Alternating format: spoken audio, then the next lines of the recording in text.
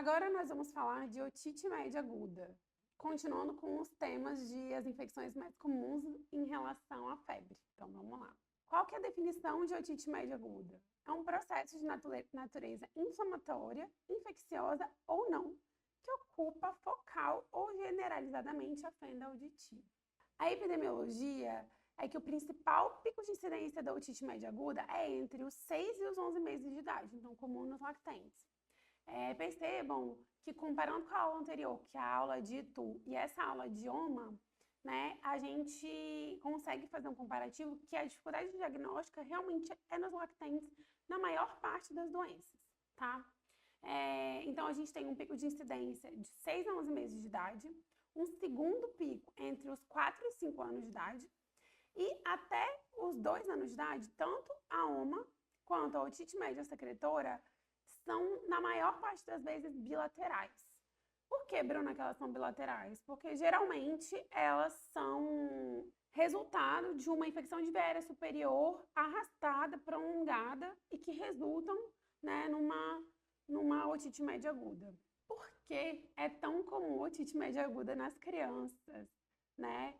Eu coloquei essa imagem para poder traduzir. Essa imagem do lado direito aqui é uma imagem que ilustra uma tuba auditiva de ou um adolescente ou um adulto, né? E essa imagem da esquerda é num bebê pequeno, num lactente. Então, reparem que o ângulo que ocorre para a tuba auditiva, né, no adulto é um ângulo bem mais horizontalizado, né? E no bebê pequeno, ela é quase que uma linha reta, tá? Então, isso facilita muito que ocorra infecção do conduto auditivo, né? Infecção de otite média aguda, por conta da anatomia mesmo. Então, quais são as características anatômicas da tuba auditiva da criança que permitem que essa criança, lactente principalmente, tenha mais otite média aguda, né? Mais infecções de ouvido. Então, ela é mais horizontalizada, tem uma menor extensão, então ela é bem mais curtinha, né? Na sua porção ístmica, então ela é mais propensa ao refluxo.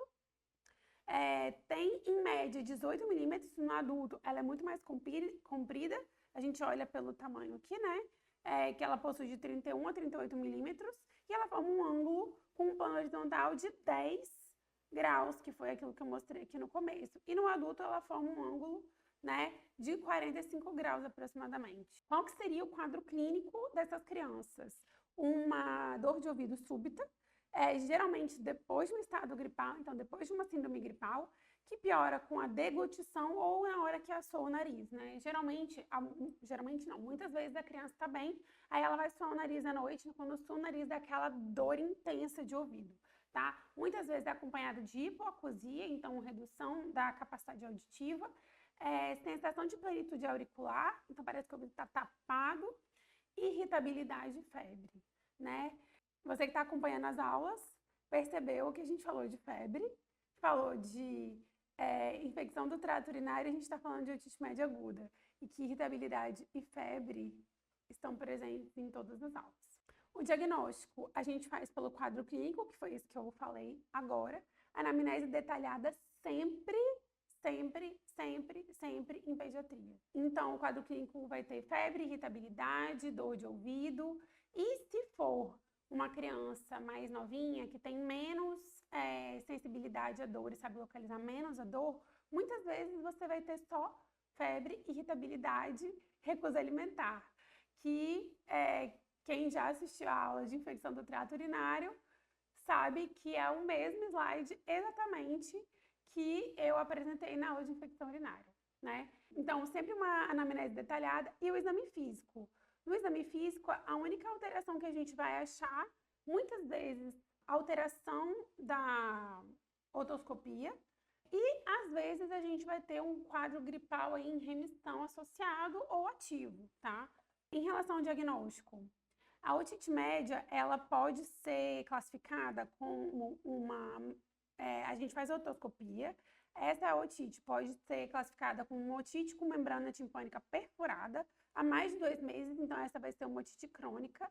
Esse não é o nosso foco nessa aula, porque a otite média aguda crônica, ela vai ser direcionada para o otorrino, tá? E na otoscopia, uma membrana timpânica íntegra ou com uma perfuração a menos de 2 meses, pode ter efusão ou pode ser aguda, né? E aí o nosso foco é esse braço aqui, que é o braço da otite aguda, que pode ser aguda, supurada ou recorrente.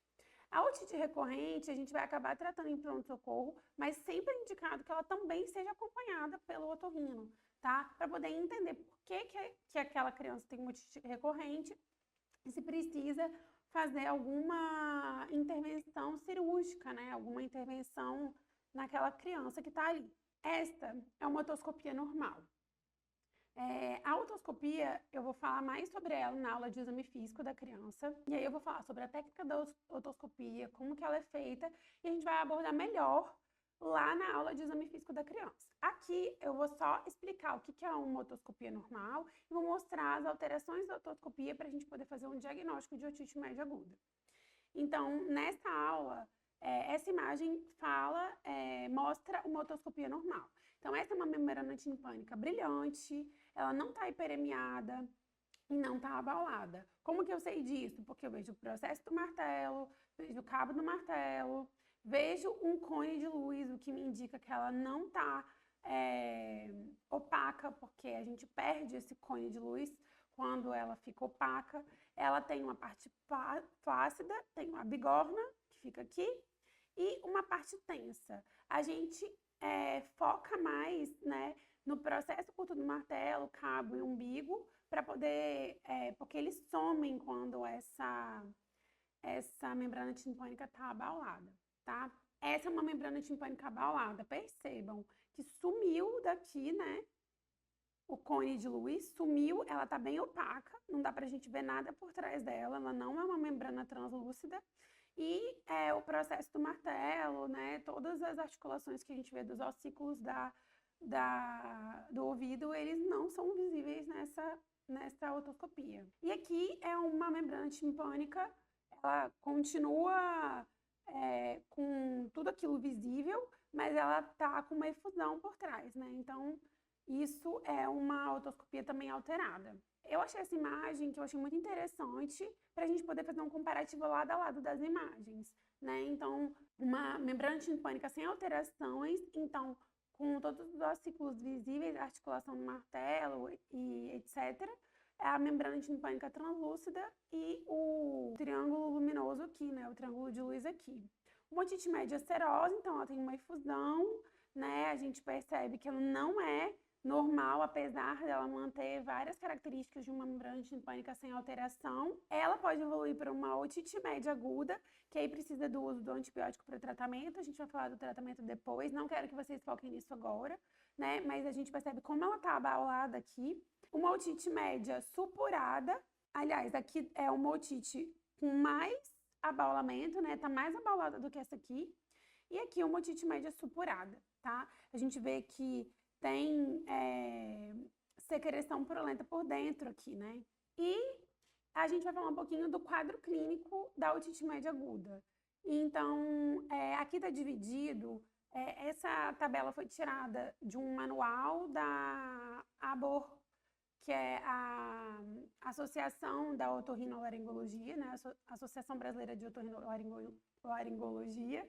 Então, eu vou falar um pouquinho sobre esse quadro, tá? Numa otite média aguda, o quadro clínico esperado é uma dor de ouvido que foi precedida de uma infecção de via aérea superior, geralmente o quadro gripal e febre, né? Na otoscopia, a gente vê uma membrana timpânica íntegra, porém hiperemiada em torno do cabo do martelo ou em toda a membrana e abaulada e espessada. Lembrando que só uma membrana timpânica hiperemiada não faz diagnóstico de otite média aguda. Então, muitas vezes a gente percebe que o médico faz o diagnóstico de otite média aguda por uma hiperemia, né? Ele olha na otoscopia e fala, o ouvido tá vermelhinho, ele tá com otite, teve febre, vamos entrar com antibiótico. Então, só hiperemia não traz o diagnóstico de otite média aguda, tá? Então, tem que ter tanto a hiperemia quanto o abaulamento e o espessamento da membrana timpânica. Nesse caso, a gente entra com antibiótico sistêmico. Não vou entrar nas especificidades, né, dos patógenos, tá? Eu vou entrar mais nessa parte daqui para lá do slide. Então, numa otite média aguda supurada, a gente tem uma otorreia, né, não só uma dor. Então, sai secreção do ouvido, precedida de dor de ouvido, otalgia, e infecção de via aérea superior. Então, geralmente, a criança vem de um quadro arrastado de infecção de via aérea superior, uma síndrome gripal, começa com uma dor de ouvido e depois a dor de ouvido começa com uma secreção do ouvido, tá? E a dor de ouvido geralmente melhora depois da saída de secreção, porque supurou, então diminui a pressão ali dentro e aquele líquido extravasou. Então, a membrana timpânica geralmente está perfurada, tem uma otorreia fluida, amarelo clara, geralmente, com uma membrana timpânica também espessada. Algumas vezes tem uma otite externa associada, tá? E aí a gente faz um antibiótico sistêmico e a gente faz gotas otológicas quando tem otite externa. Bruna, quando tem otite externa? Essa aula não é de otite externa, mas a otite externa se diferencia da otite média, porque a otite externa, ela é uma alteração no conduto auditivo com uma membrana timpânica normal. Você pode ter as duas coisas ao mesmo tempo, mas não necessariamente quando você tem uma coisa, você tem a outra, tá? Pela minha experiência, é um pouco difícil a gente ver as duas coisas juntas. Geralmente, quando tem uma otite média, a gente trata a otite média e resolve tudo. Lembrando que a membrana timpânica perfurada, às vezes a gente não consegue ver. A gente vê aquele monte de secreção saindo, a gente tenta fazer uma otoscopia legal e tem tanta secreção saindo dali que você não consegue enxergar. Não consegue enxergar a perfuração na membrana timpânica. Então, muitas vezes você não vai conseguir diferenciar, você só vai ver um monte de secreção saindo dali, tá? E uma otite média aguda recorrente é quando o paciente tem 3 ou mais episódios de otite média em 6 meses ou 4 ou mais episódios em 1 ano. A otite média recorrente, a gente vai acabar pegando ela no pronto-socorro também. Só que a gente vai encaminhar ela para tratamento com otorrino, tá? A gente pode até iniciar um antibiótico dessa otite média. Então, a membrana timpânica vai estar íntegra, ela vai estar hiperemiada em torno do cabo do martelo ou em toda a membrana e ela vai estar abalada ou espessada. Lembra que o exame físico, né, que é a otoscopia da otite média recorrente, é exatamente igual ao da otite média aguda. Aí você só vai descobrir que ela é recorrente pela história clínica, tá? Então, o tratamento é um tratamento específico para otite média aguda, e você vai procurar tratar as condições associadas e predisponentes. Esse tratamento das condições predisponentes geralmente é feito pelo otorrino. Por quê? Porque geralmente precisa de um estudo de caso mais importante, precisa de uma avaliação com um material que a gente não tem no pronto-socorro. Geralmente, para fazer otoscopia no pronto-socorro, a gente só tem o otoscópio mesmo, né? Não tem outros materiais para fazer. Então, a gente acaba deixando essa parte para o otorrino, tá? A otite média serosa, né, geralmente é uma evolução da otite média aguda ou da otite média aguda recorrente. Então, o paciente está assintomático, ou ele se queixa de uma dor de ouvido leve ou de uma hipoacusia, né? Fica um pouquinho surdo. Geralmente tem uma membrana timpânica íntegra, espessada, com aumento de vascularização, às vezes tem secreção amarelada atrás da membrana timpânica, com bolhas de ar em orelha média e pode ter retração da membrana timpânica, tá? Então, se ocorre depois de um episódio de otite média isolado, ele se resolve espontaneamente aí depois de 40, 60 dias. A partir de 2 meses, é legal fazer um antibiótico sistêmico, né, e corticoide, para poder melhorar a infecção do local. Sempre procurar tratar com condições associadas, como o aumento de adenoide. Então, essa segunda parte acaba ficando para o otorrino. Sempre que a gente vê uma otite média aguda mais complicada, né, ou uma otite média aguda serosa, a gente vai acabar encaminhando para o otorrino. A gente inicia a antibiótico terapia ali no pronto-socorro, mas a gente encaminha para avaliação do otorrino. Otite externa versus otite média aguda. Quanto que a gente vai desconfiar de cada coisa? Então, um norte aí para vocês é perceber que a otite externa ela é mais comum no verão. Então, a otite externa, ela geralmente vem acompanhada de história de contato com água, piscina, etc. Ela não é muito comum e ela é tratada com gotas otológicas tópicas, né, e analgésicos. É um antibiótico apenas em casos graves. Geralmente, esses casos graves que são ditos aqui, eles acabam evoluindo para uma otite média aguda, tá? E a otite média aguda é mais comum no outono e inverno, porque ela casa com a sazonalidade das infecções respiratórias, é muito comum de ser vista e ela é tratada com antibióticos via oral. O tratamento preconizado nos menores de 6 meses, antibiótico-terapia, entre 6 meses a 1 ano, também antibiótico-terapia, e aos maiores de 2 anos, se o diagnóstico for de certeza, antibiótico-terapia se doença severa, conduta expectante se doença não severa, a gente vai falar sobre isso mais para frente, e no diagnóstico incerto, então com alguma alteração inespecífica, só uma membrana timpânica opaca, por exemplo, ou hiperemiada, a gente faz uma conduta expectante. O que seria a conduta expectante? Tá parecendo que está começando aqui uma infecção, mas a gente precisa esperar para ver se essa infecção vai evoluir ou para a gente ver se essa infecção vai regredir sozinha. O tratamento é sempre fazer sintomáticos, então analgésicos e anti-inflamatórios não esteroidais, né? E a Sociedade de Otorrino, né? A Associação Brasileira de Otorrino, na verdade, eles indicam o uso do extrato EPS 7630 das raízes de Pelargonium psidoides, que é o caloba, tá? O caloba, ele tem algumas propriedades antibióticas fitoterápicas e tem propriedades que ajudam aí no combate à otite média. Então, a Sociedade de Otorrino indica o uso do caloba. Então, em adultos e crianças maiores de 12 anos, são 30 gotas 3 vezes ao dia. Nas crianças com idade entre 6 e 12 anos, 20 gotas 3 vezes ao dia. Nas crianças com idade entre 1 e 5 anos, 10 gotas 3 vezes ao dia. Para o tratamento, além das medicações paliativas, que seria o caloba, e os sintomáticos, a gente também vai fazer antibiótico-terapia via oral, né? Como eu já tinha dito em slides anteriores. A primeira opção indicada é a amoxicilina pura, sempre por 10 dias, tá? Dependendo do caso, a gente pode fazer até por mais tempo, 10, 14 dias, tá? E caso haja falha de tratamento, então como que a gente sabe se tem falha de tratamento? A criança vai chegar, você vai fazer a otoscopia, vai avaliar que tem alteração na otoscopia, vai iniciar a antibiótico-terapia e vai explicar para os pais que se em 72 horas essa criança não tiver melhora do quadro, não tiver melhora da febre, eles têm que buscar um novo atendimento médico para poder fazer uma troca do antibiótico. Então, não funcionando a amoxicilina pura, a gente entra com amoxicilina com clavulato, ou com cloramfenicol, ou com cefaclor, ou outras cefalosporinas de segunda geração. A minha experiência é fazer amoxicilina, ou amoxicilina com clavulato, e geralmente eu puro cefaclor, tá? E a conduta expectante? Quais são os critérios de não severidade? Uma otalgia discreta, né, uma dor de ouvido discreta, com febre menor que 39 graus Celsius nas últimas 24 horas. E os de severidade incluem uma otalgia moderada grave, então aquela criança que chora quando tem dor de ouvido, geralmente acorda de madrugada chorando, tá?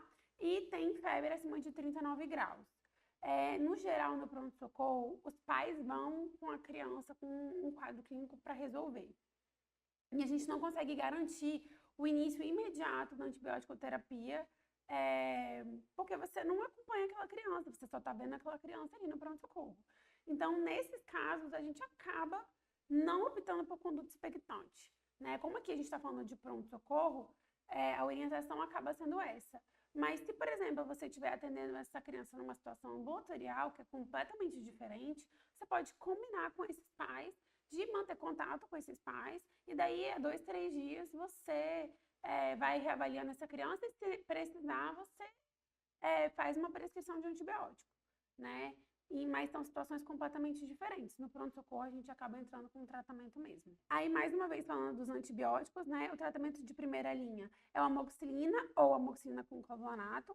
As doses variam aí entre 45 e 90 miligramas quilo dia. Eu uso a dose de 50 a 80, tá? E essa dose pode ser feita de 12 em 12 horas. Um tratamento alternativo seria o cefuroxima, ou claritromicina, ceftriaxone em casos de crianças que não conseguem fazer ingestão de medicação, ou em caso de falha de tratamento, tá? E o tratamento com antibiótico depois de 48 horas, de 48 a 72 horas da falha do tratamento inicial. Então, iniciou esses tratamentos de primeira linha, que geralmente vai ser amoxicilina ou amoxicilina com clavulanato, que são os tratamentos de primeira linha. E você avaliou essa criança após 72 horas do tratamento, é muito difícil fazer a reavaliação após 48 horas, tá? Porque o antibiótico pode demorar até 72 horas para fazer o efeito completo. Então, eu geralmente peço para aguardar 72 horas. Ao menos que antes das 72 horas tenha uma piora clínica muito importante. E aí você vai fazer, caso você tenha escolhido a amoxicilina, você vai trocar para amoxicilina com clavulanato. E caso você tenha iniciado com amoxicilina com clavulanato, você já vai trocar por ceftriaxone. E o tratamento alternativo seria ceftriaxona 3 dias ou clindamicina, né? Quando você optar pelo ceftriaxone, o clindamicina mais cefalosporina de segunda ou terceira geração. Nesse último caso aqui, sempre consultar o especialista para avaliar uma possibilidade de timpanocentese, tá? Porque serão otites mais complicadas mesmo. Então, isso não vai ficar só com a gente no pronto-socorro e nem só com o consultório do pediatra. Critérios de internação. Nessa hora, vocês vão olhar esse slide e vocês vão pensar que vocês estão tendo um déjà vu, porque sim, vocês estão tendo um déjà vu. É exatamente o mesmo slide da aula de infecção do trato urinário. No geral, a gente usa os mesmos critérios de internação sempre para as crianças, tá? A não ser que tenha algum pormenor de uma doença em específico ou alguma orientação específica dentro de algum protocolo.